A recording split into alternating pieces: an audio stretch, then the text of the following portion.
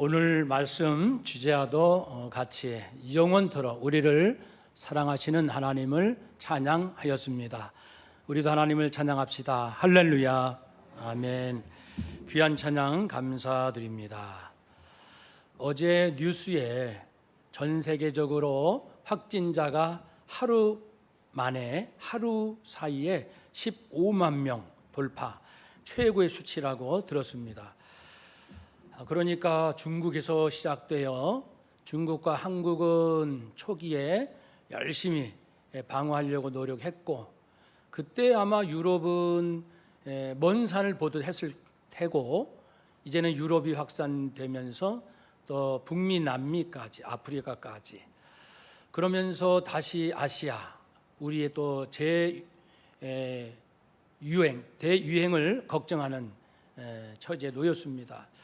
마치 파도가 밀려갔다가 다시 오는 것처럼 그런 형국입니다.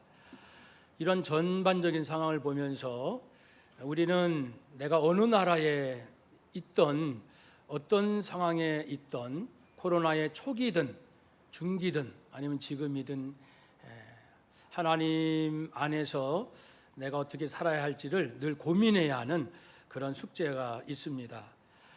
지금은 마스크 착용, 사회적 거리 두기가 일상화된 그런 시대에 살고 있습니다.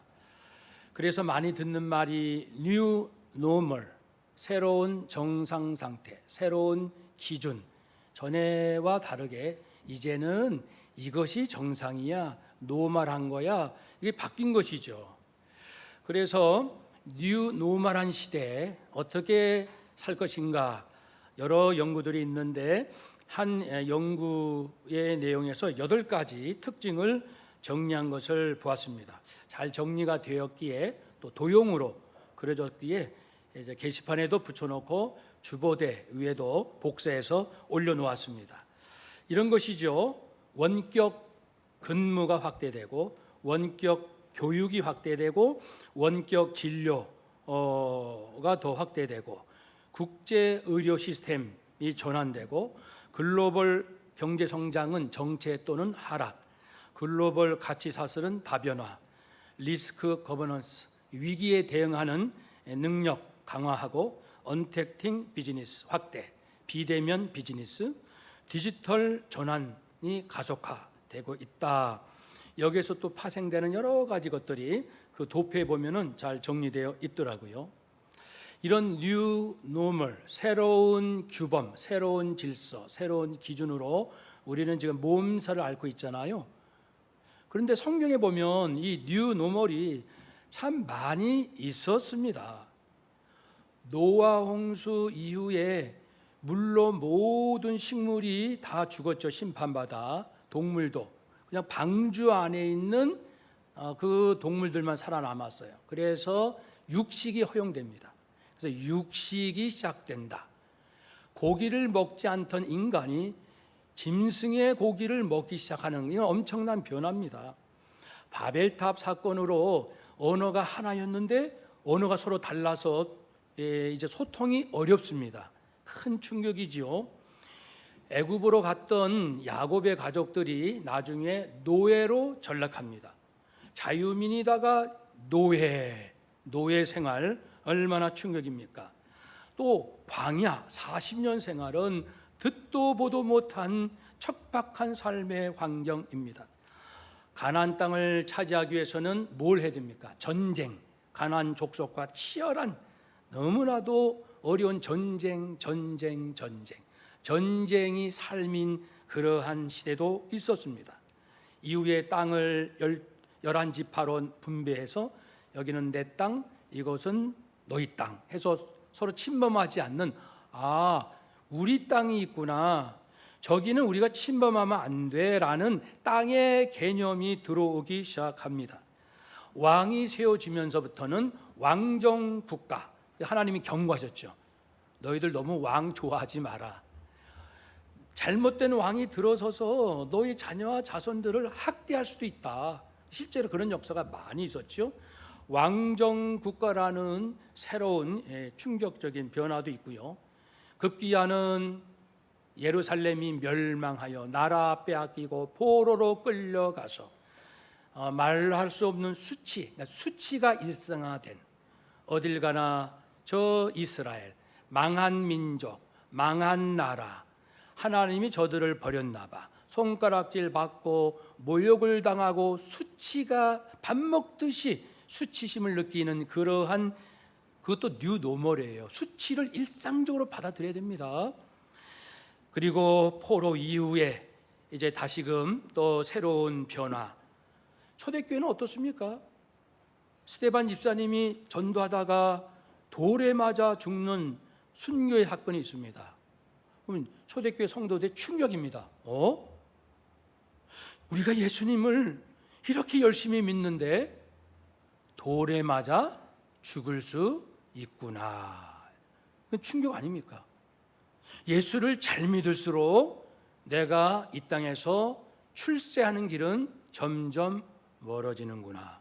나도 언제 돌 맞아 스데반 집사처럼 죽을지 몰라. 이것이 이제 초대교회 성도들 삶 속에 파고드는 뉴 노멀입니다. 언제라도 나도 죽을 수가 있다, 이겁니다. 사랑하는 여러분, 근데 이런 끊임없는 그 급속한 그 변화들 보면요, 그 안에는 거의 대부분 인간의 욕구, 인간의 잘못된 욕망, 악한 본성이 거의 꿈틀거리고 있었어요. 아담, 노아, 바벨탑 사건의 인간의 불순종 말입니다. 그리고 애굽 왕이 자기 안에 들어와 사는 이스라엘 민족 숫자가 많아지니까 두려움으로 이제 핍박을 시작했잖아요. 이스라엘 민족은 잘 살다가 왜 망했습니까? 하나님께 거역하고 이 우상 숭배를 했기 때문에. 빌라도 총독 권력자는 예수님을 십자가에 죽도록 결국은 내버려 둔 것은 자신의 권력 유지 욕망이잖아요. 스데반 집사님을 돌로 쳐 죽인 유대 종교 지도자와 그의 선동에 휘말린 사람들은 위선자들이었습니다. 그러니 이런 급격한 변화, 오늘날 코로나19 사태도 인간의 탐욕의 결과다라는 진단에 부정할 사람들 거의 없을 줄 압니다. 사랑하는 여러분, 참 씁쓸한 일이죠. 세계가 이 지경이 된 것은 우리의 인간들의 그 탐욕 때문에 그렇다라는 것을 다시 한번 생각해 보게 됩니다. 그렇지만 성경을 보면요, 인간 역사는 그게 전부가 아닙니다. 변화무쌍한 인간의 삶, 그 위에 놀랍게도 그것과는 별개로 하나님은 영원전부터 갖고 계신 계획이 있다고 말씀을 하지요. 그래서 땅의 변화, 그 위에 하늘의 질서가 있다는 겁니다. 한번 따라합시다. 땅의 변화는 하늘의 질서 아래 있습니다. 아멘. 무슨 질서입니까? 영원한 질서, 창세전부터 정해진 질서. 그 질서는 곧 하나님 자신입니다. 하나님 자신이 질서입니다. 하나님의 생각이 질서고 말씀이 질서입니다. 그것이 뭐예요? 구체적으로 어찌 한두 마디로 표현할 수가 있겠습니까? 그래서 우리는 성경을 통해서 하나님이 하신 말씀과 하나님이 행하신 일들을 찾아보고 연구하고 고민하고 살펴보아서 마치 퍼즐을 맞추는 것처럼 모자이크를 완성해 가듯 조금씩 이 땅에 하나님은 어떤 모습으로 일을 하고 계시는지를 보게 됩니다. 그래서 과거와 현재와 미래가 일관성 있게 연관되어 있다는 것도 알게 되었고요. 그리고 지금의 삶은 곧 영원한 나의 삶을 결정짓는다, 영원하고도 연관되어 있다는 것을 알게 되었습니다. 오늘 말씀은 하나님은 계획을 갖고 계신다라는 부분을 특별히 살피고자 합니다. 그래서 계속 변하는 이런 세상 속에서 우리는 하나님의 그 변치 않는 계획을 품은 자로서 이 세상을 하나님 차원에서 품고, 사람 차원이 아니고요. 우리는 사람이지만 우리 안에 성령님이 계셔요. 진리 말씀이 있습니다. 그러니까 우리는 하나님 차원, 하나님은 아니고 하나님께 주신 계시의 차원에서 변화무쌍한 이 세상을 이렇게 살피면서 품으면서 그 안에서 내 평안을 지키고, 그리고 어디론가 이끌고 갈, 내가 어떻게 살아야 삶의 목표가 분명한 이러한 초월의 영성으로 살기를 원합니다. 이사야 선지자는요, 이 이사야서를 쓴 것은 이스라엘 백성들이 그 예루살렘이 멸망하기 최소 100년 전에 기록된 겁니다.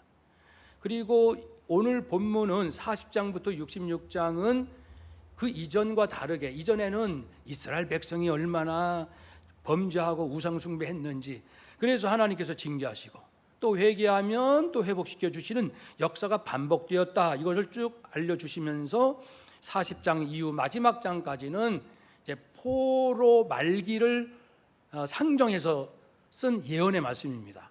그래서 이스라엘 백성이 포로 생활을 할 때 그 마지막 부분, 곧 해방될, 물론 백성들은 몰라요 지금. 네, 언제까지 우리가 이렇게 살아야 되나, 이런 절망 가운데 있는데 예언자 이사야는 아는 거예요. 어떻게? 하나님의 계시를 받아서. 그래서 아는 자는 분명히 전합니다. 1절에서 2절 말씀은 징계의 기간, 포로의 기간이 정해졌고 곧 해방될 것이니 위로하라, 백성을 위로하라. 3절에서 5절 말씀은 너희들이 포로에서 고국으로 돌아올 때 그냥 좋다고만 돌아오지 말고 이제는 하나님을 잘 섬겨야 될 터이니 하나님을 잘 섬길 수 있는 믿음의 준비를 한 상태에서 돌아오라. 6절에서 8절의 말씀은 보라, 바벨론 그 막강한 나라가, 영원할 것 같은 나라가 이렇게 순식간에 망하고 우리들이 해방된 것처럼 인생의 모든 것은 잠시 있다 사라지지만 하나님의 말씀은 영원하다, 말씀을 붙들어라, 그런 말씀이고요.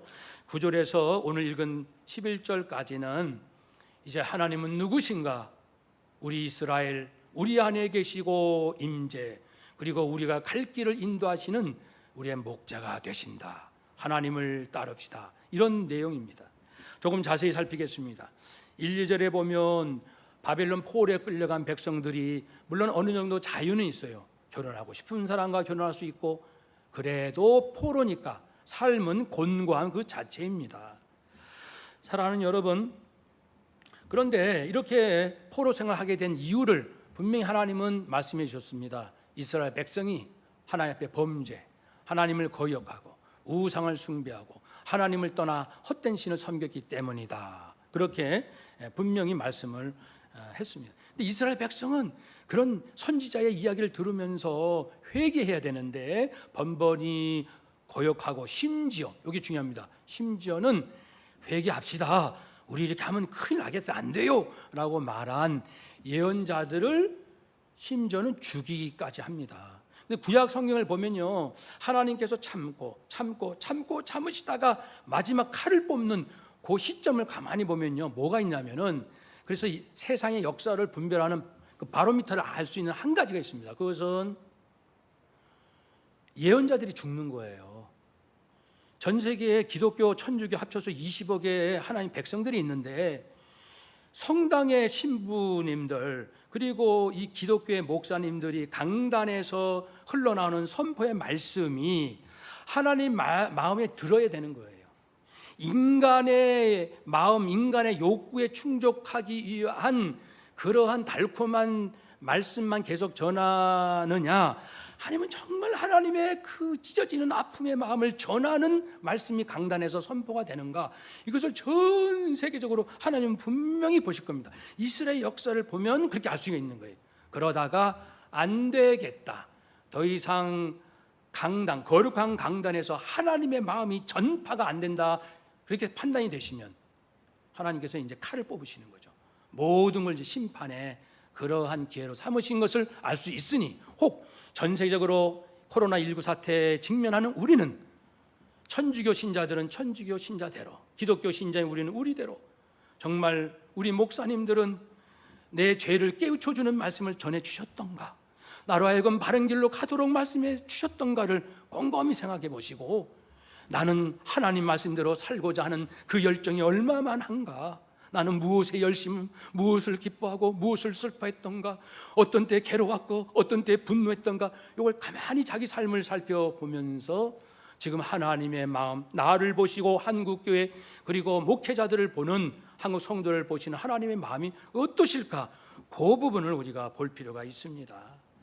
그래서 백성들이 이렇게 예언자까지 죽이니 하나님은 안 되겠다, 더 이상 기회는 없다, 그렇게 해서 포로 생활을 이제 허락하신 거죠. 2절에 보면 그 노역의 때 감옥의 70년 세월, 그것은 순수하게 회개하는 회복의 기간이라고 했습니다. 그래서 아무리 하나님이 화가 나셨더라도 하나님은 또 한편에서 회개할 기회를, 그러니까 포로로 끌려가긴 가도 거기에서 또 회개할 기회를 또 주시는 거예요. 그래서 70년, 우리가 빨리 남북이 통일 안 되는 것, 이런 측면에서 우리가 생각해 보면 우리의 회개가 더 필요하다라고 우리는 생각할 수 있습니다. 왜 이렇게 빨리 통일이 안 돼? 아직 우리가 하나님 앞에 더 바로 설 시간이 필요하구나라고 생각하는 것이 성경적일 겁니다. 그래서 우리는 우리 자신을 뒤돌아보고, 아무리 내가 막다른 골목길에 던졌다 할지라도 아직도 회개할 기회를 하나님은 주신다라는 용기를 가집시다. 3절에 보면 이제 왕이신 여호와께서 오실 길을 예비하라, 이것을 알려라 라고 했습니다. 백성들이 그냥 70년 포로 생활에 적응하고 거기에 타성져서 살면 안 되잖아요. 우리도 6.25 그리고 이제 산업화, 여기까지 잘 살게 됐는데 여기에서 우리 인생을 그리면 안 되잖아요. 왜냐하면 예수님은 반드시 재림하시지 않습니까? 재림하실 주님 앞에서 내 인생을 설계해야 되는데, 그 부분은 완전히 사라지고, 지금까지 잘 살아왔으니까, 지금까지 경제가 성장했으니까, 지금까지 경험으로 보면 이렇게 하면 성공하니까, 그 그림만 가지고 있다면 어떻게 되겠습니까? 사랑하는 여러분, 하나님이 오실 그 길을 백성들에게 깨우쳐 준비하라 하신 것처럼 다시 오실 예수님의 오심을 준비하라는 겁니다. 오늘 우리 성도들이 뭘 준비합니까? 우리 주님이 언제 오실까? 머지않아 오실 텐데, 그러면 내가 어떻게 해야 되지? 돈은 어떻게 사용해야 나중에 야단 맞지 않을까? 내 시간을 어떻게 사용해야 내가 하나님 앞에 정말 잘했다 칭찬받을 수 있을까? 고민을 많이 해야 됩니다. 4절에 보면은 이렇게 준비하라고 했습니다. 먼저 골짜기가 도도해진다. 죄악의 자리에서 벗어나서 의의 길로 걸어라. 산과 언덕이 낮아져야 한다. 교만과 자만을 버리고 겸손한 마음을 가지라. 재밌는 것은 제가 청년 때부터 쭉 보면요, 그 옛날 기억에는 목사님들도 참 교만한 분이 많았어요. 그 당시는 아마 권위주의 시대라 그런가 봐요. 그리고 장로님들도 교만한 분들이 많이 있었거든요. 권사님들도 교만한 권사님들 많았습니다, 예전에는. 근데 우리 교회 주변만 봐서 그런지 몰라도 지금은요, 그렇게 예전 같은 교만한 분들을 찾기가 어렵습니다. 참 놀랍고 반갑고 좋은 현상입니다. 또 우리가 준비할 것은 그 고르지 아니한 것을 평탄하게 하라. 거짓과 위선을 버리고 정직과 진실한 삶을 살라. 험한 곳이 평지가 되게 하라. 이웃과 화평한 삶을 살아라. 선하고 아름다운 열매를 맺어라. 라는 이런 준비된 마음으로 포로 귀환을 준비하고 다시 오실 예수님의 맞이할 준비를 합시다. 6절 이하를 보면요, 이렇습니다. 아까 말씀드린 대로 이 풀이 싱싱합니다. 근데 시간이 지나면은 시들어요. 꽃이 아름답습니다. 때가 되면은 시들고 떨어집니다. 그래서 풀은 마르고 꽃은 시들어 떨어집니다. 그러면서 말씀하지요, 바벨론 제국이 지금 우리들 눈에는 어마어마한 강대한 나라로 보이지만 때가 되면은 맥없이 힘없이 뜻밖의 아무도 예측하지 못하는 순간 뚝 하고 꺾이는 거예요. 바벨론 제국을 염두에 둔 것입니다. 1차적으로. 그러나 2차적으로는 이스라엘 백성도 그랬습니다. 다윗 왕조 때 얼마나 막강했습니까? 정치, 경제, 군사, 외교, 지혜, 삶의 철학, 신앙 최고였는데요. 교만해가지고 점점 나라 꼴이 엉망이어가지고 나중에는 망합니다. 그러니 바벨론뿐 아니라 이스라엘 자신들도 풀은 마르고 꽃은 시들고 떨어진다. 절감하지 않겠습니까? 그러면 어떻게 해야 합니까? 그러한 눈에 보이는 이 세상을 의지하지 말고 만세전부터 모든 것을 계획하시고 선한 뜻을 가지고 질서 있게 운행하시는 하나님의 그 위대한 섭리 말씀을 붙들어라 라고 이제 전하게 됩니다. 말씀을 붙들어야 하는 것이지요. 우리는 얼마나 말씀을 붙들고 있습니까? 정말 수없이 여러분 매일같이 성경을 읽읍시다. 설교 때마다 어디서 어느 목사님 설교를 들어도 여러분 말씀을 붙드세요. 말씀에 바로 서세요. 날마다 묵상하세요. 퀴티하세요. 그러지만 정작 하고 계신 분이 얼마나 되실지 궁금합니다. 우리 교회 장로님 한 분은 아침 7시인가요? 가족들과 함께 퀴티를 한다고 합니다. 퀴티. 너무 멋지지 않아요? 가족들이 다 모여서 말씀으로 나누고 묵상하고 하루를 시작하는 그런 장로님 가정도 계십니다. 나름대로 여러분 잘 하시리라고 믿습니다. 하나님 말씀을 놓치면 인생은 허무합니다. 그 무엇도 결국 우리를 도와주지 못합니다. 그래서 베드로 사도도 모든 육체는 풀과 같고 그 모든 영광이 풀의 꽃과 같으니 풀은 마르고 꽃은 떨어지되 오직 주의 말씀은 세세토록 있도다 하였으니 너희에게 전한 복음이 곧 이 말씀이니라. 그리고 더 좋은 말씀 고린도후서 4장 16절에 우리가 낙심하지 않는다. 우리는 코로나 사태에 낙심하지 않아요. 실망하지 않아요. 회사 사장님 때문에, 직원 때문에, 누구 때문에, 가족 때문에 실망하지 않아요. 낙심하지 않아요. 왜 그럴까요? 겉사람은 후패하지만 우리의 속사람은 날로 새롭기 때문에. 날로 새롭다는 것을 떠올리면 죄송한 저의 개인적인 말씀을 잠깐 드리면 우리 장모님께서 며칠 전 이렇게 별세하셨는데 마지막 삶 85세인데요. 제가 결혼해서 33년간 모시고 살았습니다. 근데 처음부터 가끔씩 놀라는 것이 장모님을 뵈면 장모님 꼭 예수님 같으시다 이렇게 느낄 때가 곳곳에 있었습니다. 예수님 같으시네. 그런데 이제 75세부터 대략 10년 그때는요 더 놀라워요. 매일같이 성경을 읽으시는데 더 총명해지시는 거예요. 그래서 이제 거의 뒷부분에 올 때는요 평생 쓰지도 않으신 외래어, 아마 TV에서 들으셨나요? 외래어 있잖아요. 발음도 어려운 외래어를 이 노인분이 외래어를 툭툭 쓰시고 그리고 가정 안에 또 여러 그 상황을 묘사할 때 시인의 언어를 씁니다. 시인의 언어. 그 시인들은 다른 사람들이 보지 못하는 그 본질적이고 그 깊이 숨겨 있는 아름다움을 보잖아요. 시인들은. 그래서 시를 써서 읽는 사람이 깜짝깜짝 놀라잖아요. 그러듯이 어머님의 말씀 한마디가 우리가 보지 못한 부분의 아름다움, 진실함, 어떤 그런 부분들을 딱딱 이렇게 깨우쳐 주는 거예요. 깜짝 놀랐습니다. 그래서 저는 연세는 70, 75, 80, 85세지만 어찌된 일인지 속사람은 날로 새로워지고 총명하고 시인 같고 세상을 아름답게 축복한다는 말씀이죠. 속사람은 날로 새롭도다. 아주 절감하게 되었습니다. 그러므로 우리가 붙들어야 할 것은 말씀입니다. 그 어머님은 하루 종일 집안일 몇 가지 하는 거 외에는 전부 말씀이거든요. 전부 말씀.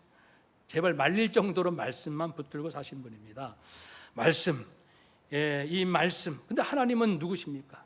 이런 말씀의 주인이신 하나님, 강한 분이시라고 소개합니다. 전능하신 분입니다. 팔로 당신의 백성을 다스리신다. 전능자, 절대강자. 우리 하나님은 절대강자이십니다. 아무리 속상하고 누구로부터 억울한 일 당해도 까짓거 그건 문제 없어요. 절대강자 하나님이 계시기 때문에 하나님께 온전히 순종하고 하나님을 온전히 사랑하고 경외하는 자는 하나님의 전능하심이 임하시거든요. 그리고 하나님은 선한 목자가 되신다고 했습니다. 약물인 백성들을 먹이시고 품에 안으시고 온순히 인도하십니다. 겸손과 온유하심으로 하나님은 우리를 인도하십니다. 그러니 이 기쁜 하나님만 있으면 걱정 없어요. 이런 이야기를 전해야 됩니다. 어떻게 전해야 될까요? 첫째는 높은 산에 오르라. 높은 산에 신속하게, 널리 신속하게 온 유다 예루살렘 전하라 라는 의미입니다. 우리도 이 코로나 사태에서 뉴 노멀에 적응도 해야 되겠지만 잊지 말 것은 신속하게 복음을 전하셔야 돼요. 예수님을 전하셔야 됩니다. 우리 교회 가끔 이게 뭘 얻으러 오는 분이 있어요. 돈을. 그러다가 그런 생각이 든 거죠. 우리 목회자, 왜 우리가 이제 회개한 거죠. 왜 우리는 물질만 줬지, 이 주보도에 보면 전도 책자가 있잖아요. 그 원가 2,000원 정도 되거든요. 그리고 항상 빛이 돼 있잖아요. 왜 전도 책자를 그분에게 드리지 못할까? 그 돈만 드리고 다 했다고 생각하고. 우리의 마인드가 아직 이거밖에 안 돼. 제 마인드가. 여러분, 바쁘시죠? 적응하기 힘드시죠? 벅차시죠? 그러나 복음 전하는 것 놓치지 마시고 잊지 마십시오. 그거 놓치면 정말 후회하십니다. 그리고 이 복음의 소식을 힘써 소리 높이라고 했습니다. 이것은 확신과 자신감으로 천국이 있는가 없는가, 예수님의 재림하시는지 안 하시는지, 나도 모르고 나도 확신이 없이 긴가민가 그런 것이 아니라 확신과 자신감을 가지고 예수님만이 우리의 구원자시고 예수님은 반드시 다시 오시고 우리의 부활과 천국을 확신하는 마음으로 전하라는 뜻이죠. 끝으로 두려워 말고 소리 높이라. 이것은 두려움 없이 담대하라고 했습니다. 근데 왜 이런 말씀이 필요하냐면, 보세요.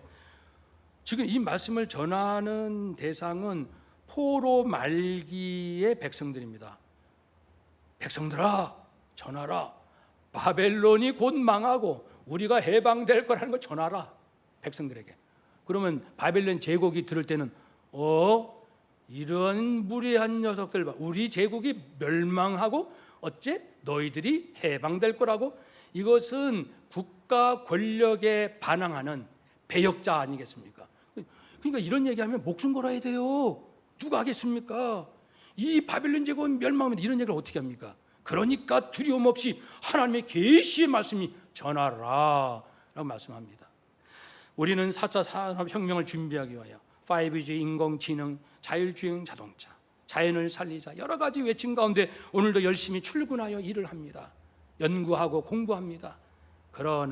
그러면서도 우리 주님 다시 오실 그날을 한시도 잊지 마시고, 하나님, 제가요 지금 자동차를 연구하는, 제가 이걸 해야 먹고 삽니다. 이걸 해야 월급을 받아요.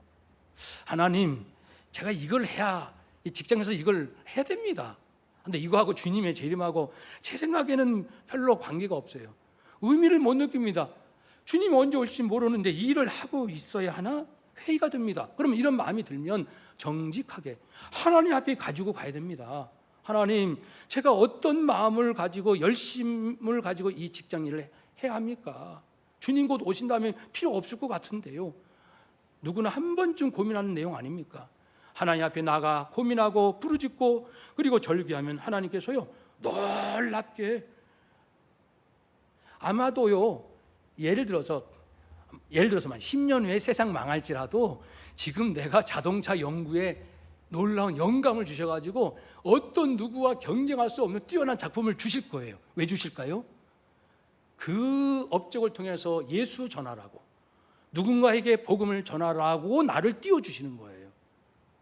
하나님께서도 놀라운 일을 하시는 건 당신의 영광을 위해서 한다고 했습니다. 우리 인생의, 성도 인생의 찬란한 인생은 나 잘되라고 하는 것이 아니고 하나님을 전할 수 있는 기회를 엿보라고. 그래서 돈도 잘 벌게 해주시고, 그래서 똑똑한 사람도 만드시고, 그래서 건강도 주시고 이것저것 주시는 거예요. 그러니까 그런 영성이 내 몸에 확 붙어야 기쁜 마음으로, 남이 볼 때는 직장생활 참 저 사람 열심히 하는데 와, 나중에 알고 보니까 저 사람은 예수 그리스도의 다시 오심을 철저히 준비한 기독교인이었대. 직장 동료들이 깜짝 놀랄 겁니다. 아니, 우리랑 할 수 있을 때는 전혀 몰랐어. 근데 그 사람 마음속에 그러한 꿈이 있었단 말이야. 사랑하는 여러분, 이제 우리가 어떻게 살아야 할지 생각합시다. 그래서 우리의 모든 삶의 구석구석 어느 하나도 내 꿈과 내 계획을 앞세우기보다 이제 하나님 앞으로 가져갑시다. 오늘 말씀을 정리합니다. 우리는 두 세계에서 삽니다. 변화무쌍한 세상과 변치 않는 하나님의 섭리. 하나님 섭리를 깨닫고 뉴 노멀에 적응해야 하겠지요. 또한 우리는 현실을 최선을 다하면서도 언제라도 이 세상을 떠날 준비, 그리고 내가 가지고 있는 것을 다 내어놓을 준비, 그래야 자유합니다. 지금은 갖고 있어도 언제라도 하나님이 가져가시면 좋습니다 하나님하고 내어놓을 준비. 그리고 하나님은 죄인에 대하여 엄격하시나 회개하는 자에게는 무한한 자비를 베푸십니다. 혹 내가 범죄하여 하나님 앞에 부끄러운 일을 했다 할지라도 도망가지 마시고 하나님 앞에 나와서 다시 한번 회개하며 은혜를 구합시다. 또한 현실에 충실하면서도 주님의 재림을 기다리며 말씀드린 대로 복음을 전하되 널리 신속하게 확신과 자신감으로 두려움 없이 담대하게 전합시다. 그리하여 코로나 사태의 어떤 상황에서도 우리는 이때도 좋고 저때도 좋고, 아니 세월이 흐르면 흐를수록 내 심령이 속사람이 날로 강건해지는 그러면 인생 얼마나 축복입니까? 이렇게 세상 사람들에게 당신 예수님 믿으면 나처럼 살 수 있어요. 남들이 볼 때는 죽을 것만 같은 그 속에서도 정말 기쁨의 얼굴과 하늘 소망 가지고 살아가는 성도의 모습을 보고 저들도 구원에 이를 것입니다. 사랑하는 여러분, 다시금 믿음과 마음을 새롭게 합시다. 임마누엘, 우리와 함께 하시고 여호와 라파, 우리를 치료하시는 선한 목자 되신 절대 강자이신 하나님과 동행하여 승리하시는 우리 모두가 되시기를 주의 이름으로 축복합니다. 아멘. 기도하겠습니다.